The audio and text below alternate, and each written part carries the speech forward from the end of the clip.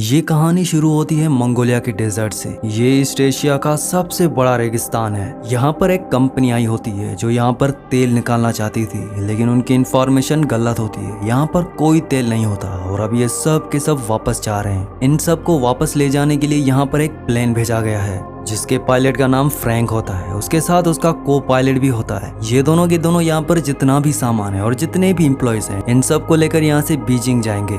ये सब के सब प्लेन में बैठ जाते हैं और बीजिंग के लिए निकल पड़ते हैं। और तभी इस बहुत बड़े रेगिस्तान में तूफान आना शुरू हो जाता है। फ्रैंक का जो को पायलट होता है वो बोलता है कि हमें क्या करना चाहिए। फ्रैंक कहता है कि अगर हम वापस गए तो हमें फ्यूल के लिए इंतजार करना पड़ेगा, क्योंकि दोबारा उड़ान भरने के लिए हमारे पास फ्यूल नहीं है और उसमें कितना वक्त लगेगा मुझे नहीं पता, इसीलिए हमें आगे बढ़ना होगा। इसके बाद फ्रैंक अपने प्लेन को और भी ऊपर ले जाता है ताकि वो रेत के तूफान से निकल पाए, लेकिन यहाँ पर इनका प्लेन ओवरलोडेड होता है। ये तूफान में फंस जाते हैं। साथ ही साथ ये रेडियो की मदद से राब्ता करने की भी कोशिश करते हैं, लेकिन इनका राब्ता नहीं हो पाता और रेत की वजह से इनका एक इंजन खराब हो जाता है। फ्रैंक कहता है कि मुझे इमरजेंसी लैंडिंग करनी होगी और वो इमरजेंसी लैंडिंग करने के लिए प्लेन को नीचे उतारना शुरू कर देता है। लेकिन ये लैंडिंग इतनी आसान नहीं होती क्योंकि आगे उसे कुछ भी नहीं दिख रहा होता और जैसे ही प्लेन और नीचे उतरता है तो उनके प्लेन का पिछला हिस्सा एक चट्टान से टकराता है, जिस वजह से पीछे का दरवाजा खुल जाता है। इनमें से एक पैसेंजर उड़ जाता है और उसकी मौत हो जाती है। और अब इनका प्लेन रेगिस्तान में घिसटता हुआ आगे तक जाता है और जब प्लेन रुकता है तो ये देखते हैं कि प्लेन में 2 पैसेंजर्स और मर चुके होते हैं, लेकिन अभी भी ये बाहर नहीं जा सकते क्योंकि बाहर तूफान चल रहा है। और जब तूफान थमता है तो ये दिखाया जाता है कि इनका पूरा प्लेन रेत के अंदर दफन हो चुका है। लेकिन कुछ ही घंटों के बाद रेत वहां से खुद ही उड़ जाती है और उनका प्लेन एक बार फिर से विजिबल हो जाता है। ये सब के सब बाहर आते हैं और अपने खाने की सप्लाई चेक करते हैं और उन्हें पता चलता है कि इनके पास 1 महीने के खाने और पीने की सप्लाई है। इन्हीं में से एक आदमी होता है, वो कहता है कि मैं चलकर यहाँ से बाहर निकल जाऊंगा। दरअसल इन्हें यहाँ से बाहर निकलने के लिए 200 माइल का सफर करना होगा, क्योंकि अब ये मंगोलिया में नहीं बल्कि चाइना में कहीं है। लेकिन इन्हें अपनी एग्जैक्ट पोजीशन नहीं पता होती और ना ही इनका रेडियो काम कर रहा होता है।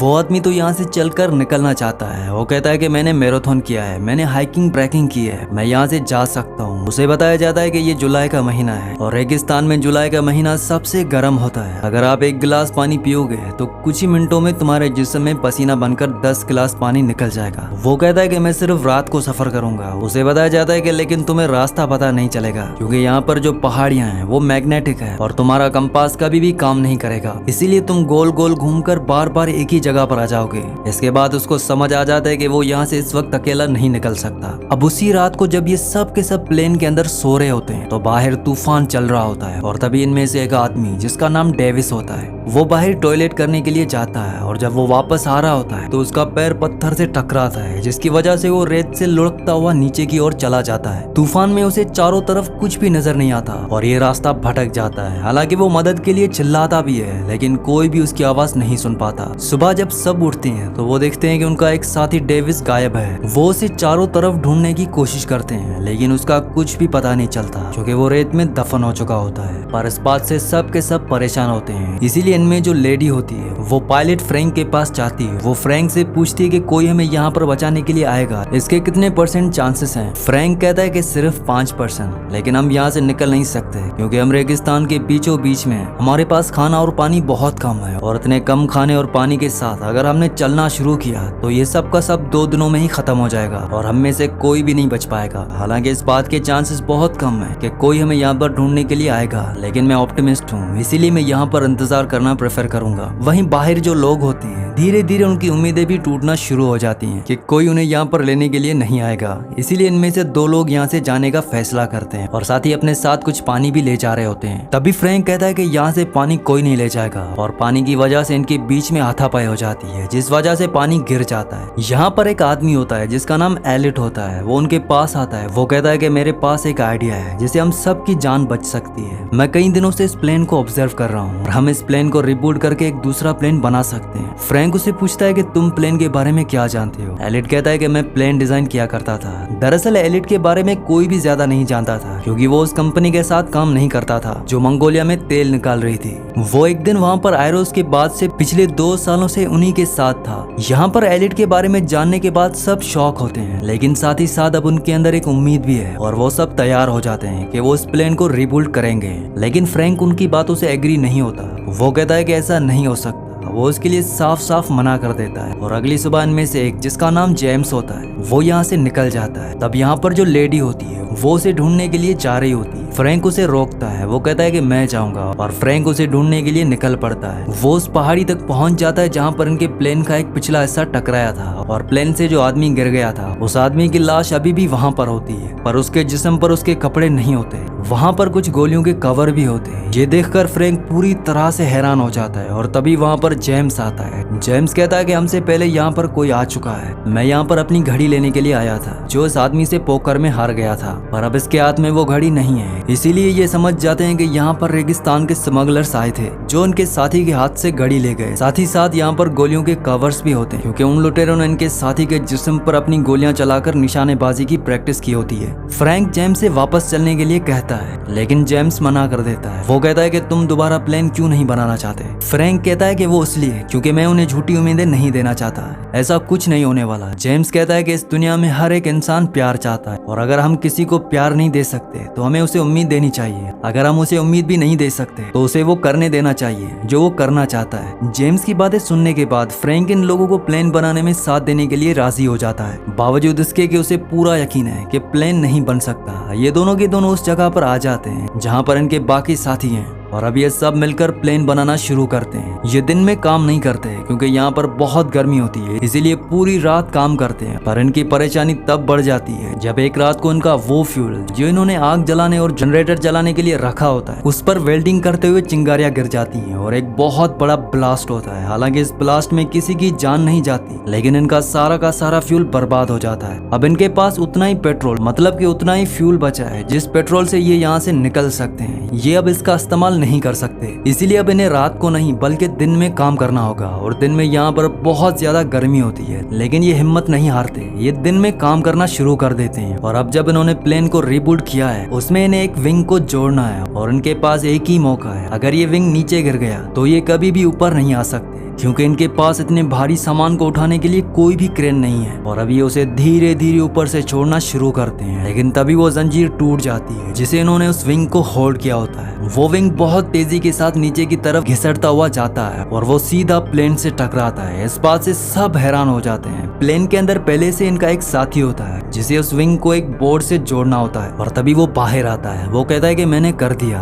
दरअसल जंजीर टूटने के बाद विंग जब फिसल कर प्लेन की तरफ गया था तो एग्जैक्ट उसी पोजीशन पर गया था जहां पर उसे जाना था, और इस विंग को जोड़ने के बाद इनके प्लेन का पूरा ढांचा तैयार हो चुका है। और सबको अब उम्मीद है कि ये यहाँ से फ्लाई करके निकल जाएंगे, इसीलिए ये नाचना और एंजॉय करना शुरू कर देते हैं। साथ ही साथ ये रेत भी हटा रहे होते हैं ताकि एक ट्रैक तैयार कर सकें और यहाँ से उड़ सकें। लेकिन ये सब इतना आसान नहीं है। एक दिन यहाँ पर इलेक्ट्रिक तूफान आ जाता है जिसमें बहुत सारी बिजलियां गिरना शुरू हो जाती हैं, और इनके जो प्लेन का विंग है उसके अंदर पेट्रोल है, इसीलिए वो सब वहाँ से भागकर दूर हो जाते हैं। लेकिन एलिट वहाँ से नहीं जाता क्योंकि वो किसी भी कीमत पर इस प्लेन को नहीं खोना चाहता। और जब उसके ऊपर बिजली गिरने वाली होती है तभी फ्रैंक उसे पकड़कर वहाँ से कूद जाता है, जिस वजह से उसकी जान बच जाती है, क्योंकि अगर एलिट को कुछ हो गया तो इनमें से कोई भी नहीं है जो प्लेन को पूरा कर सके। ये सब इस प्लेन का नाम फीनिक्स रखते हैं। फीनिक्स असल में इजिप्शियन माइथोलॉजी के हिसाब से रेगिस्तान का एक ऐसा परिंदा है जिसे बहुत ही पावरफुल माना जाता है, लेकिन इन्हें अभी भी फीनिक्स पर, मतलब कि अपने प्लेन पर बहुत काम करना है। अब धीरे धीरे इनका पानी भी खत्म हो रहा है। एक रात ये रेत की चट्टान से देखते हैं कि इनसे काफी दूर कुछ लोग हैं जो टेंट लगाकर वहाँ पर सो रहे हैं। असल में ये सब के सब स्मगलर्स होते हैं जो हथियारों के सप्लायर होते हैं, जो रेगिस्तान के रास्तों से हथियारों की सप्लाई एक कंट्री से दूसरी कंट्री में करते हैं। फ्रैंक कहता है कि हमें उनसे पानी की मदद मांगनी चाहिए, हालांकि एलिट मना करता है, लेकिन फ्रैंक और उनके कुछ साथी वहाँ पर उन लोगों से पानी की मदद मांगने के लिए जाते हैं। फ्रैंक और उसका साथी पत्थर के पीछे छुप जाते हैं ताकि अगर कोई भी खतरा हो तो वो पीछे से हमला कर दे।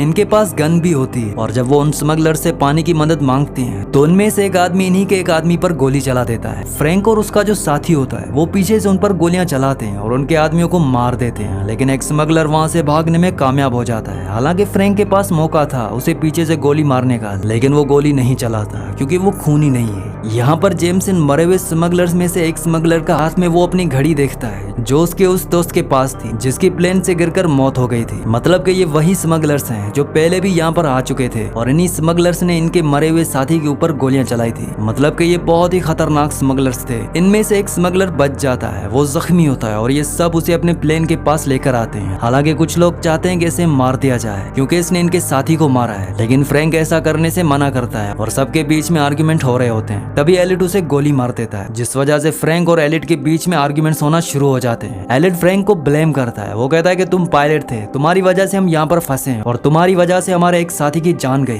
क्योंकि मैंने मना किया था, फिर भी तुम वहाँ पर गए। और इस बात से फ्रैंक को गुस्सा आ जाता है, वो एलिट को एक पंच मारता है और अब एलिट इन सब से नाराज हो जाता है क्योंकि उसकी ईगो हर्ट हो जाती है। वो कहता है कि मैं अब प्लेन नहीं बनाऊंगा, मुझे जितना काम करना था मैंने कर लिया, मैं यहाँ पर 10 लोगों के बराबर काम करता हूँ और तुम सब आराम करते हो। केली यहाँ पर उसके पास आती है और वो उसे कहती है कि तुम्हारे बिना हम इस प्लेन को नहीं बना सकते, हमें तुम्हारी जरूरत है। वो कहता है कि सब अगर मुझे रिक्वेस्ट करेंगे तभी मैं प्लेन को बनाऊंगा और सबको उसे रिक्वेस्ट करनी पड़ती है, यहाँ तक के फ्रैंक को भी। फ्रैंक कहता है कि तुम यहाँ के बॉस हो, प्लीज इस काम को खत्म करो। इसके बाद एलिट मान जाता है। एक बार फिर से ये सब के सब प्लेन के काम को खत्म करने में जुड़ जाते हैं। एक दिन ये दूरबीन से देखते हैं कि जो स्मगलर यहाँ से भाग गया था वो अब अपने साथियों के साथ यहाँ पर पहुंच चुका है, पर वो लोग आगे नहीं बढ़ते क्योंकि वो जानते हैं कि इनके पास हथियार है। दरअसल स्मगलर्स के जो हथियार थे अब वो उन्हीं के पास हैं, लेकिन इन स्मगलर्स को ये पता है कि इनके पीने का पानी और खाना बहुत जल्दी खत्म हो जाएगा और जब ये पूरी तरह से कमजोर हो जाएंगे तभी वो उन पर हमला करेंगे।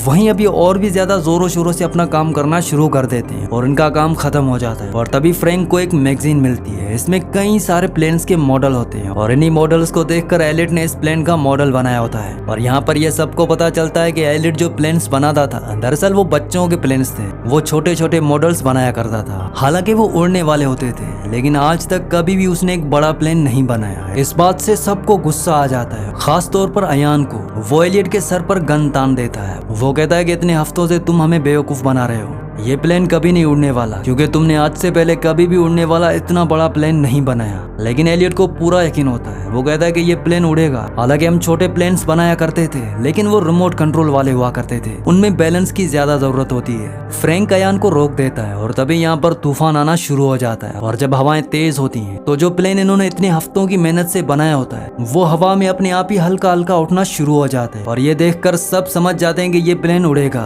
उनके दिल में जो उम्मीद खत्म हो चुकी थी एक बार फिर से वो जाग उठती है, लेकिन ये रेगिस्तान का तूफान होता है जिस वजह से प्लेन पूरी तरह से रेत में ढक जाता है। तूफान खत्म होने के बाद सब के सब हताश हो जाते हैं क्योंकि इन्हें अभी भी यकीन नहीं है कि ये प्लेन इन सबको लेकर यहाँ से उड़ सकता है। लेकिन फ्रैंक कहता है कि हम सब ने इसे मेहनत से बनाया है और इसे हम यहाँ से उड़ा कर ले जाएंगे। ये सब के सब प्लेन को रेत से निकालते हैं और खींचते हुए उस जगह पर ले जाते हैं जहाँ पर रेत नहीं होती। इसके बाद ये प्लेन को स्टार्ट करते हैं। प्लेन स्टार्ट होता है लेकिन जल्दी बंद हो जाता है। ये कई बार ट्राई करते हैं और फाइनली इनका प्लेन स्टार्ट हो जाता है। प्लेन के इंजन की आवाज सुनकर जो स्मगलर्स होते हैं वो उनकी तरफ आने लगते हैं। वो घोड़ों पर अपनी गन्स लेकर इन्हें मारने के लिए इनकी तरफ आ रहे होते हैं। ये सब के सब प्लेन के ऊपर चढ़ जाते हैं और विंग के साथ लटक जाते हैं। दरअसल इनके प्लेन का डिजाइन ऐसा होता है कि उसके अंदर बैठने के लिए किसी के लिए कोई भी जगह नहीं होती। उन्होंने एक बहुत बड़े हवाई जहाज से एक छोटा प्लेन बनाया है और अब इनका प्लेन रनवे पर आगे बढ़ना शुरू हो जाता है। पीछे से स्मगलर्स इन पर लगातार गोलियां चला रहे होते हैं लेकिन इनमें से किसी को भी गोली नहीं लगती और तभी इनका रनवे खत्म हो जाता है। स्मगलर्स को लगता है कि ये सब मारे गए हैं, लेकिन अगले पल ही इनका फिनिक्स उस खाई से उड़ता है और वो आसमान में उड़ना शुरू कर देता है। ये सब के सब इससे बहुत खुश हो जाते हैं क्योंकि इतने हफ्तों से जो उन्होंने मेहनत की थी वो मेहनत इनकी कामयाब हो चुकी है। और इस तरह से ये सब मौत के मुंह से, खतरनाक रेगिस्तान से जहाँ से निकलना नामुमकिन है वहाँ से निकल जाते हैं और लास्ट में हमें इन सब की फोटोज दिखाई जाती है। ये सब के सब अपनी फैमिली के साथ अपने काम में खुश हैं। फ्रैंक और उसका को पायलट अपनी खुद की एयरलाइंस खोल लेते हैं जिसका नाम वो फीनिक्स रखते हैं और एलिट की फोटो एक मैगजीन में छपती है जिसमें क्वेश्चन मार्क के साथ लिखा होता है नासा की नई उम्मीद, मतलब कि वो अब नासा के लिए काम करता है। इसी के साथ इस मूवी का एंड हो जाता है। अगली कहानी आप किस मूवी पर सुनना चाहते हैं मुझे नीचे कमेंट्स में जरूर बताना और अगर ये वीडियो आपको पसंद आई हो तो इस वीडियो को लाइक कर देना और मजीद ऐसी वीडियोस देखना चाहती हो तो इस चैनल को सब्सक्राइब लाजमी से कर दें।